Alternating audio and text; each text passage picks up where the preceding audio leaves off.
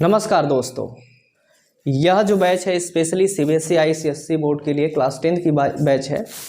इसमें आपको बताया जाएगा लेक्चर नंबर सेकेंड है, जिसका लेक्चर नंबर सेकेंड जिसमें हम पढ़ेंगे रिफ्लेक्शन ऑफ लाइट के बारे में पढ़ेंगे।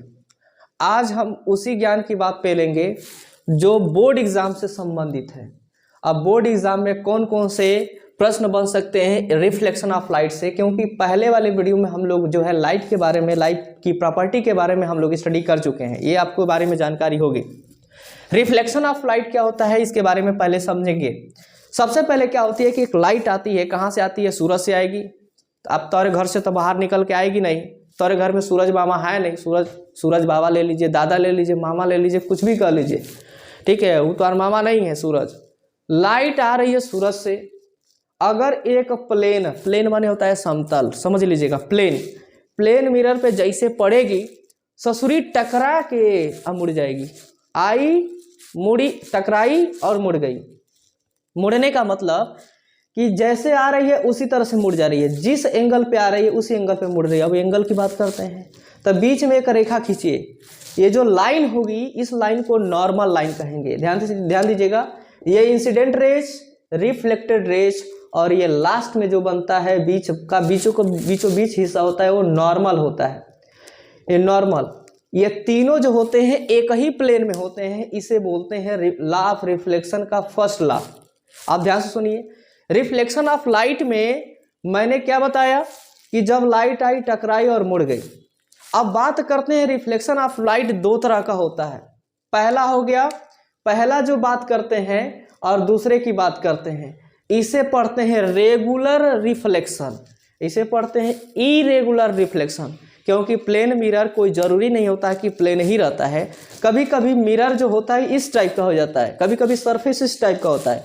लाइट आएगी टकरा के कहीं मुड़ जाएगी, फर्क नहीं पड़ता है, वो कहीं आएगी कहीं मुड़ जाएगी। ऐसे आ रही है इधर मुड़ जाएगी, ऐसे आ रही है इधर मुड़ गई।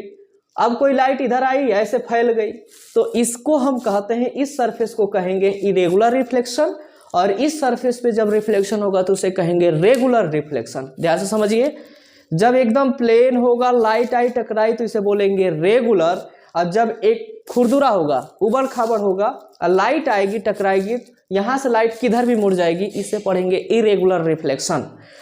ये हो गया आपका रिफ्लेक्शन ऑफ लाइट के दो फिनोमिना। जस्ट वन फिनोमिना होगा रेगुलर रिफ्लेक्शन का और सेकेंड फिनोमिना होगा इरेगुलर रिफ्लेक्शन का।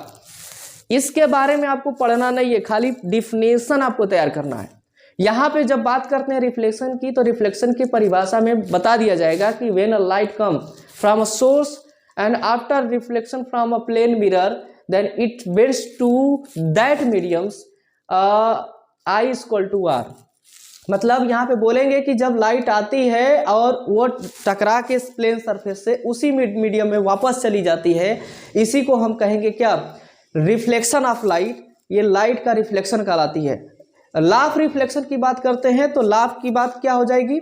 इसमें दो लॉ पूछा जाता है। बहुत मस्ट होता है कि अगर पूछ देगा क्वेश्चन में कि write a law of reflection, तब बताइएगा या लिख दीजिएगा कि incident rays, normal and reflected rays lies in same plane, एक ही प्लेन में लाई करते हैं।